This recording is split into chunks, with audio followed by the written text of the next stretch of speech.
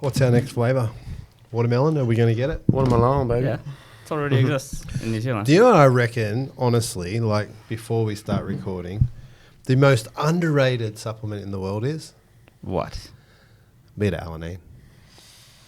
I'm cutting that. It's not making it. Start again. I had you two roped in hard. You did not. Come on. You didn't know what the fuck I I was can read doing. you like a book, bro. Come on. Yeah.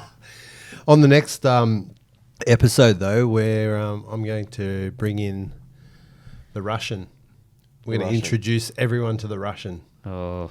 Oh, no, please. Yeah. Oh, fuck. Like the last voice for radio. No. No. Don't let her hear this. This is all getting cut. No. Everyone wants to know who the Russian is. She's She's a new addition to the Musashi team, so she'll be joining us in-house. The Russian. Not if I have anything to do with it. Everyone will be so anticipating who the Russian is now. Top secret Russian. Top sports secret nutrition. Russian. What flavour you got today, Darren? Just the Purple classic, the OG, the purple grape. Well, I've got the new lemonade. That's my favourite. Yeah. It tastes exactly like Sprite, except without all the sugar. It's slightly more like citrusy. Lemony? I like Yeah. I'm going to drink it on air so people can hear me drink. Yeah, awesome. Should have cracked it as well. I'm a classic man, and A classic purple grape is not a always- classic man. This is the first flavour. it's a It first. is. It's our It's our top flavor of pre-workout It and is the energy. best-selling flavour. So we've immediately lost half our audience by Sorry. starting this off as... Well, the reason why we're having a sip on this, because if you notice on the front of the can, one of the main ingredients is a very underrated ingredient. I'm going to go out on a limb and say it is the most underrated and unknown ingredient to assist in sports performance. And you know what? You're only about 2 or 3 weeks behind Joe Rogan.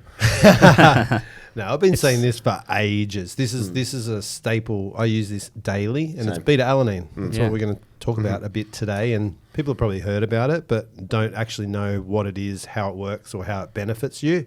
Yeah, definitely takes the underrated crown, I think. Do you want to tell us what it is, Derek? What do you think it is, Hal? It's not. Is it an amino Here acid? we go. This is the part of the podcast I love the most. Quiz Hal. This is what I fucking hate. We need a new segment called Quiz Hal. We tried segments, it didn't work. I've become recognised as the guy who knows fucking nothing about this podcast recently. It's really frustrating. That's half the fun of it, though. Yeah. Anyway, What do you reckon it is, though? never answer a question with a question. Yeah. I think I know the definition, but that doesn't actually mean I know what it is. I know it's a building block for carnosine. Oh, he's Yeah. getting real scientific Oh, yeah. straight up. Somebody looked up the first line. Yeah, on yeah. No, Wikipedia. I've- Someone's been on ChatGPT recently. I've heard you say that about several times, but I can't exactly tell you what carnosine does unless it breaks down lactic acid. Is that Alright. is that the Well, role of kind of, carnosine? kind Let's of, start but- what beta alanine So is first. you're kind of right. Beta alanine is an amino acid, but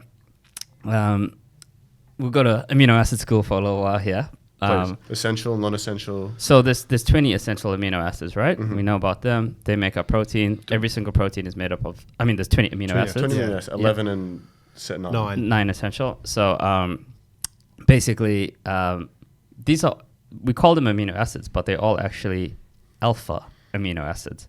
And that's like a chemical structure thing, right? Is So there such thing as a beta amino acid? well, That's Hal. yeah. Funny you ask. Yeah. 3 beta I'll be males. we'll be the alpha. But yeah, basically, What's the difference? Does alpha mean, is alpha like a precursor? or- no, it has to do with the chemical structure, right? Okay. So like all amino acids kind of have the same core, which is, amino part and acid part. And Right. then there's like a central carbon of all amino acids. The first one next to it's called alpha, beta, Gamma? delta, But basically, if it's connected to the second part of the molecule, it's a beta Right. amino acid. So basically, it has the same like chemical structure, chemical formula as alanine, which is the alpha amino acid, but then it's just slightly tweaked in a different orientation, and it's called beta. There you amino go. acid. What would alpha alanine do? Alpha alanine is one of the 20 amino acids that makes up protein. Okay, gotcha. Right, so alanine is pretty much the second most simple amino acid. It's very basic, right? Is beta alanine an essential or a non-essential amino acid? Or is alanine? Alanine is non-essential, which means your body can produce alanine, right? Now, beta alanine is not found in protein, right? Your body doesn't use it to make proteins. You don't get it from protein in your diet.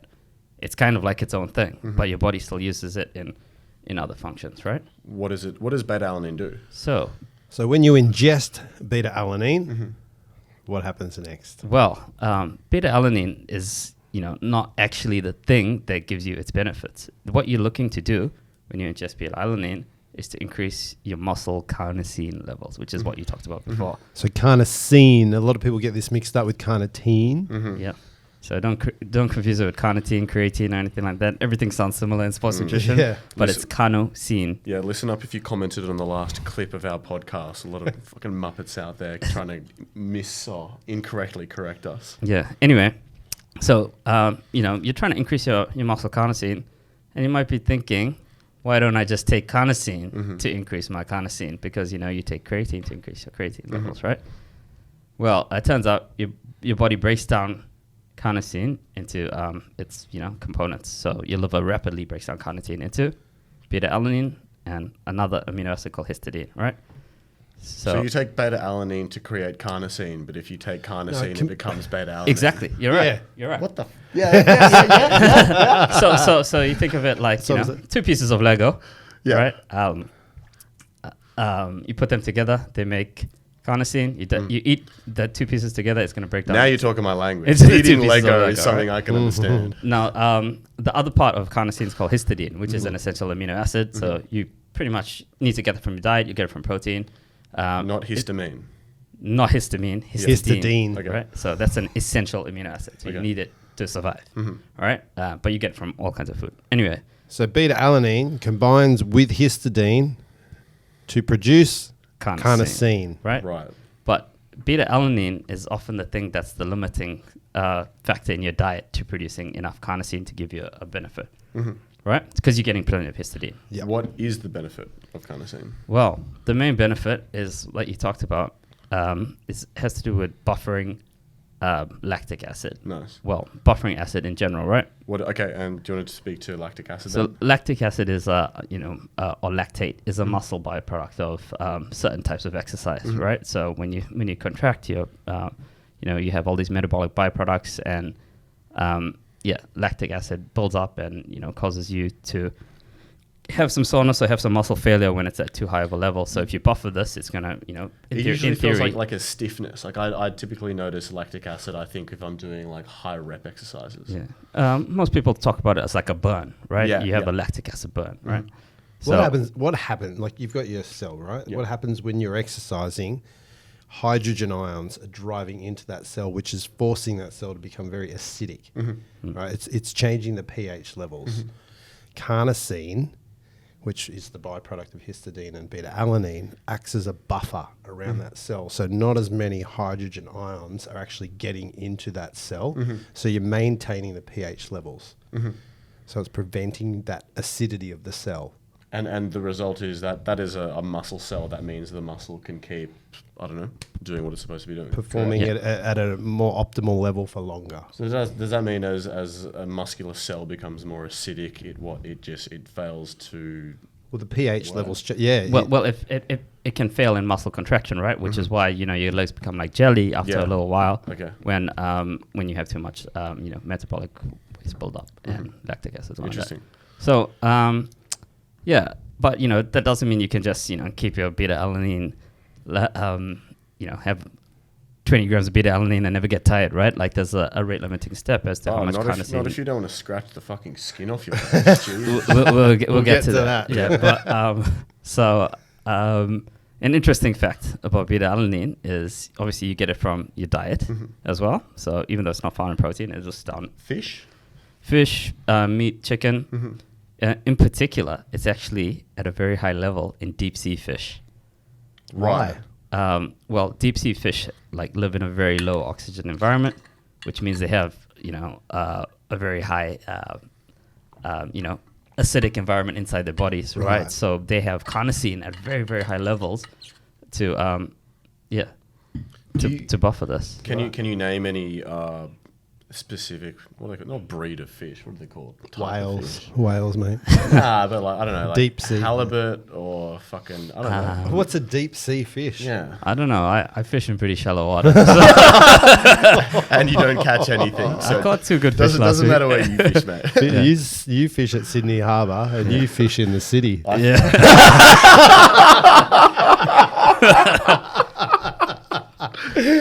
Oh my god. Beach Road and the Abercrombie. Yeah, definitely some fish that are short of oxygen.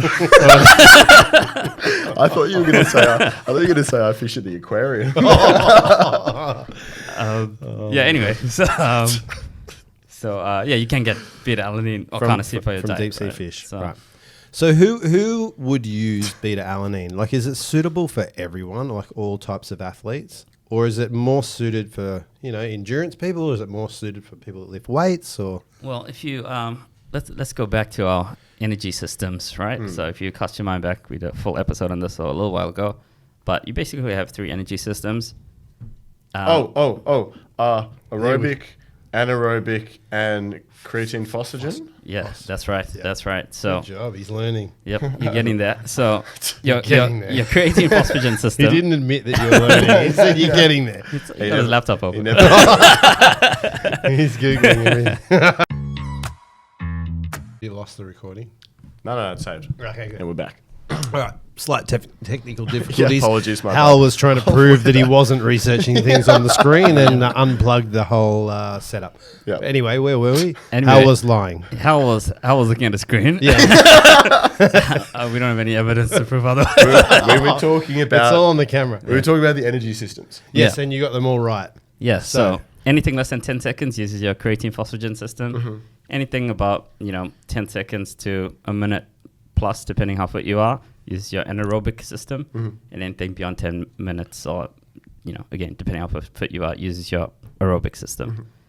And as you run or perform exercise at different speeds and different intensities, you're going to be shifting through these energy systems, like you're shifting gears in a car.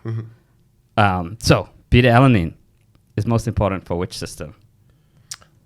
I think creatine phosphagen. No, your anaerobic system. Close. Creatine's most important for your creatine phosphagen system. Oh fuck! The answer's in the name. Oh my god! So in your anaerobic system, right? Think about anaerobic, right? You don't have a lot of oxygen. That's what anaerobic means. Aerobic means in the presence of oxygen. We just talked about deep sea fish that don't have oxygen, right? So similar story.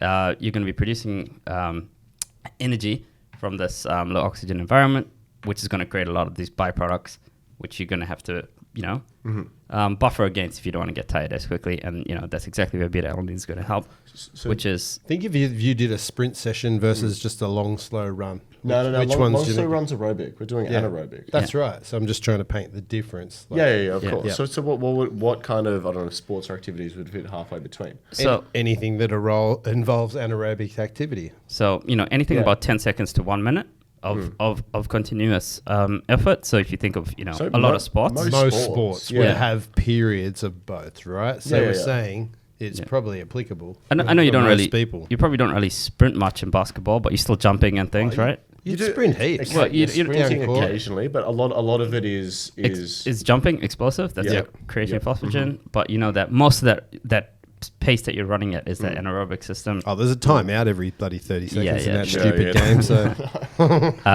don't call basketball stupid. but every sport would incorporate all of those energy systems. Yeah, exactly. Most sports. So typically they say it's like runs up to say about 400 to 1500 meters. That's like your anaerobic. So at pace, not a jog. Anything at pace. Anything at pace, Yeah. or a swim, like yeah, 400 meter swim, something like that. Those are probably the most intense anaerobic activities. So in Team sports as well. Yeah. Yeah, footy, soccer. I'm thinking AFL. The AFL, yeah. And rugby. So beneficial for all those athletes. Right. Yeah. So the next question is how often, how much, Yeah, and when to use it? interesting question, but we actually have it in a few of our products. Shameless infomercial over here, but we've got beta alanine on its own. We've got it in our energy drink, and we've got it in our pre-workout. When to use it? Well, the timing actually doesn't matter as much as people think. You know, even though we've got in our energy drink, we've got in our pre-workout, typically things used before training. It's like a creatine. So it's like creatine is if you supplement to a point, your body will just maintain a certain level throughout the day. Well, it builds your carnosine levels. Exactly. And it takes, depending on who you are and how much you're using, but it can take, 2, 3, 4 weeks to get up to optimum levels. Exactly. You're trying to get to this, optimal carnosine level, and that's going to be, when you're most buffered against these. So it's not a you don't need a loading phase because you're not going to get there any quicker with it. And like you said, you'll end up scratching your face off. Yeah, we'll talk about that in a minute. Tingles. But I don't know. I use somewhere between 2 and 3 grams a day. Yeah. They say, at minimum, you should have about 1,200, 1,600 milligrams, which is, 1.2, 1.6 grams. Yep. At a max, if you can handle it, 5 grams is probably 5 grams. Really? Yeah. Yep. Shit, all right. But the thing is, most people, like in our energy drink, what is there? There's 1.6, 6. Yeah. right? And a lot of people feel the effects, those skin effects that you were saying, and they're not bad. Well, there's 1.2 in our pre-workout, isn't there? Or is it 1.6 as well? I think it's 1.6 in the pre-workout as well. Yeah. Close. Anyway, we don't have one in arm's Yep. reach. So it doesn't matter when you use it, what time of the day or anything, as long as Interesting. you're sort of using it regularly. Same with creatine. I still take both of them when I exercise. I think most people do because that's when it's on the forefront of your mind. Exactly, Right? You go, yeah. okay, I'm about to go do some exercise. Let's take my supplements. Well, it's habitual. It's like you're less likely to forget if you have your routine before, during, and after exercise. Yeah. the difference with beta alanine, though, is that even though the benefits are, not necessarily timing dependent, there are some effects that you notice immediately, right? Like we talked about, the tingles, right? This is why a lot of people try to have it before training, because you do get this weird tingly sensation, usually in your lips. Like at your extremities. Yeah. You lips feel a and your lot of face. pre-workouts have Yeah. beta alanine in it, right? Yeah. So a lot of people talk about this feeling of either itchiness, scratchy, you feel Sometimes tingling. it's warmth. Sometimes it feels Could be like just a you're- warmth. Yeah. Yeah. And it's usually you're feeling it. Usually it's sort of at your nerve endings. your So you'll extremities, so your fingertips, your back of your neck, your lips. Some people get in their chest and Chest, their abs. yeah. I But get in my abs sometimes. Yeah. What abs? Come on. Man. underneath the. Where do you feel it, Hal? Which extremities do Right you feel? here, no. Get your abs out? Yeah. Yeah, Somewhere I else know, there. I know where you were going, man. Yeah, I don't know where you were going there when you wheeled your chair out. But you do build a tolerance. You do over you do. time. Like initially when you first start using it, you notice those effects. And then over time, they actually disappear. Yeah. Back in the day, we used to prank each other, put beta alanine in each other's coffees and things, just so people think they're getting a weird sensation. Spikes? Yeah. Just so Spike and beta alanine and then watch them go turn red. You notice it less if you take, like if you are someone that takes it before exercise, you notice it less if you do go and exercise. But if you just take beta alanine like in an energy drink throughout the day and don't exercise, you'll notice it more for some reason. But I tell you what, I feel like that's not just tingles. That's any sort of like discomfort. Like if you have like, I don't know, a cut or something, or if you have a mild headache, as soon as you exercise, as soon as you get the blood pumping, you feel less in general. That's that feeling you get, although for some people it might be a mild discomfort, I think the benefits far outweigh that discomfort. Yeah. But it's not unsafe. Like No. I think a lot of people go, oh, I don't know, what's it doing? It's not an unsafe thing. It actually can help heighten nerve endings, which is actually good for like muscular contraction and stuff like that as well. Well, that's exactly why you feel it in those areas, because they have the most, most nerve connectivity. Your lips and your fingers and things are where you kind of have a lot of sensitivity. which is the main downside of consuming beta alanine, which Well, at most is a minor inconvenience. Some people call it a downside. Some people look forward to it. I quite like it actually. Yeah. But like if people who aren't familiar with that sensation, Yeah, it's a little weird can for be them quite worried. initially, but Yeah. and I think a lot of people feel that sensation and don't actually know what's causing it within their pre-workouts. yeah, you get used to it. But so consuming beta alanine straight from consumption to the purpose being is literally just for muscular endurance, correct? Yeah. Yep. And there's a few ways you can also, lessen this tingly effect if it really affects you. Have beta alanine with some carbs might help.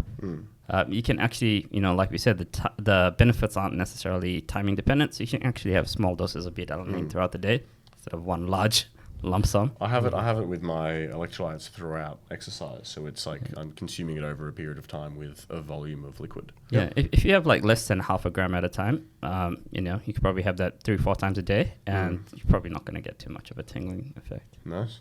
There's been some studies that using it in conjunction with creatine as well is quite beneficial. Yeah. Two of the most important supplements in the market, in my opinion. 100%. Yeah. In my astute, well-informed, always correct, omnipotent opinion. Yeah, and it's there's a lot of proven benefits of beta alanine, although we can't say a lot about it sometimes because of regulations and whatnot.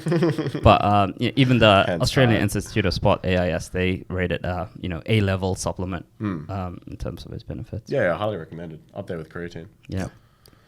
Use it together with creatine in conjunction with, definitely. Mm-hmm. Yeah, and much like creatine, it's also being researched for other benefits. Mm-hmm. One of the things that it's actually been researched for is longevity. So, elevated carnosine levels in flies and in mice actually increase their lifespan. Yeah. Awesome. In flies. Yeah. I've always... Well, you can't study longevity in humans. How long do easily. flies even live? Like 3 weeks or something? Or I don't know. I haven't had any pet flies. How? so glad I found a way to keep all the flies in my apartment around for longer.